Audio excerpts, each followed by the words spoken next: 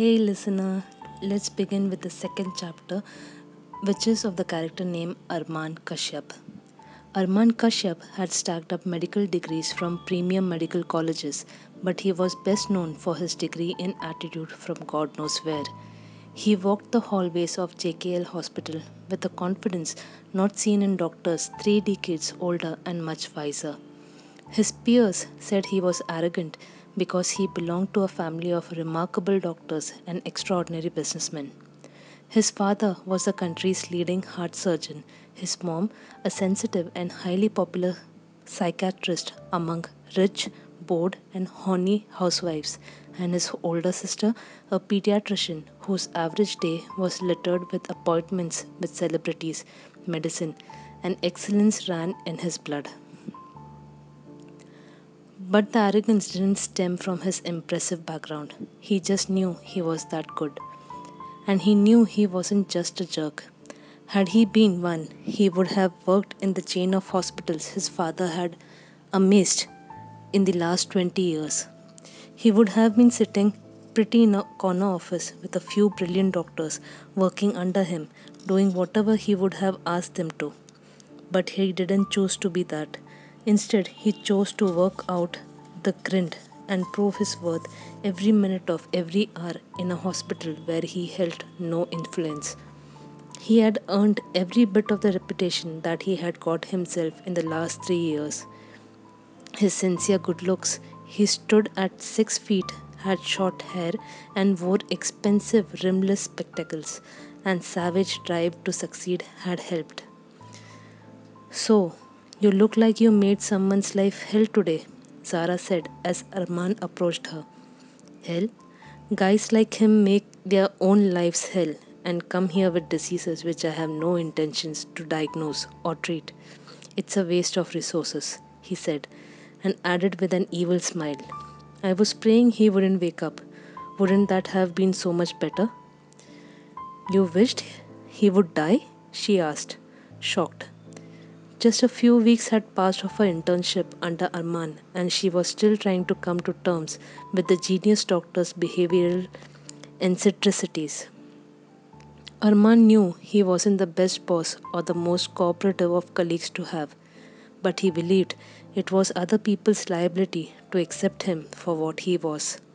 He was, after all, a rare genius. Don't you think he should die? A guy who cracks a competitive exam to a good engineering college only to drink and smoke himself to death, should he live?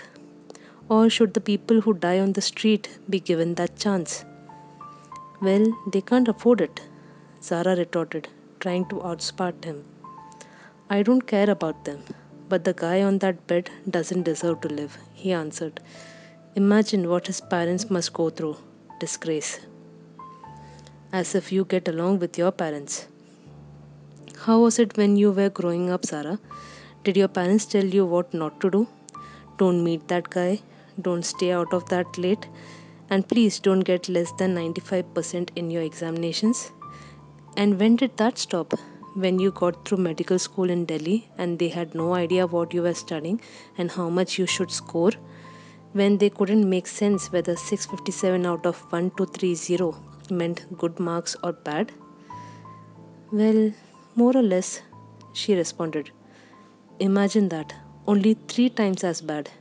The hospital mails them details of every case I work on here, and they keep telling me what to do. The patient coughs up blood, my dad calls. A seizure, my mom calls. And someone slips into a coma, my sister calls.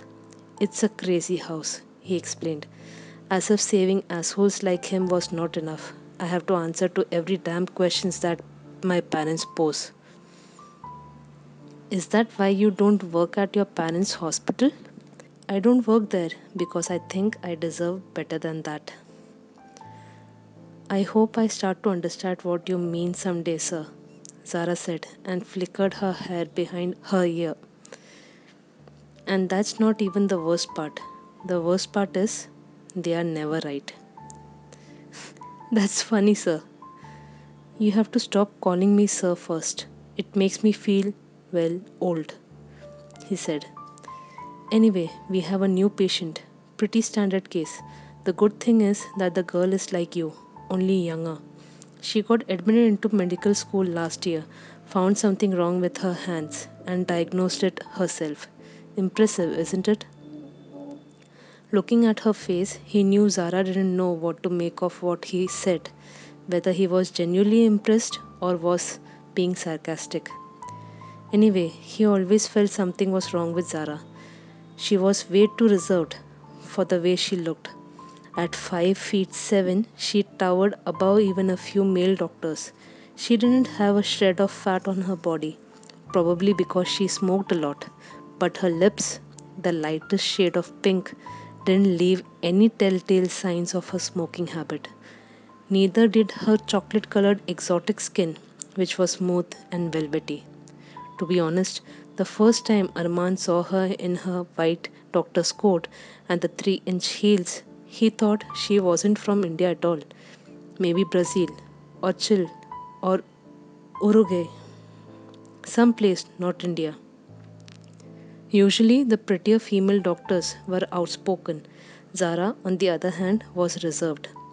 It was intriguing. Maybe she was a perfect case for his mother, the acclaimed psychiatrist. In her mother's words, she was damaged. Can you check her up and get her forms done? He asked her and gave her the file. She is here for a few tests. We will admit her to the hospital in a day or two. Right away, Arman. Zara took the file from his hand and started reading through it. It says in this file you were her external consultant. I didn't know you do that. It's a special case, Arman responded with a straight face, and it will be better if you keep it to yourself. Pihu Malhotra, age 19. Arman saw Zara's eyes rivet on the file.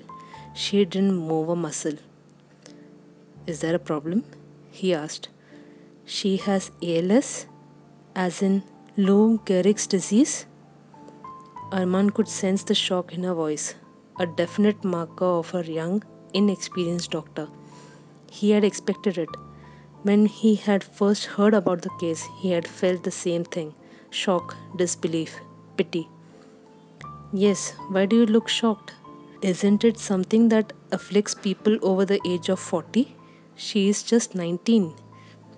That's what makes it interesting. Have you heard about Stephen Hawking?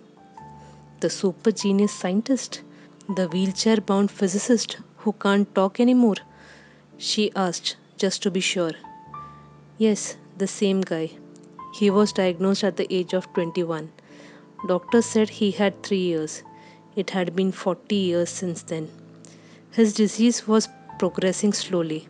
Hers, on the other hand, he pointed to the file, is progressing at a faster rate. She was diagnosed 1 year back and she might not make it through the next 3 months. What do we do? There is no cure, right? No, there is not. I'm on the research panel trying to find one. Let's see what happens. We will decide when the right time comes, he said and got back to his work. He had no intentions of indulging in a poor girl type conversation with Zara.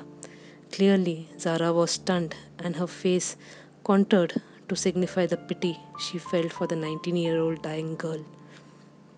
Zara had studied to be in the noble profession and save lives and get people healthy, but she never really had the heart to overlook the pain of sick people in the first place. It reminded her of her own angst. She felt sorry for Pihu and for the bastard who lay in the room with the damaged liver.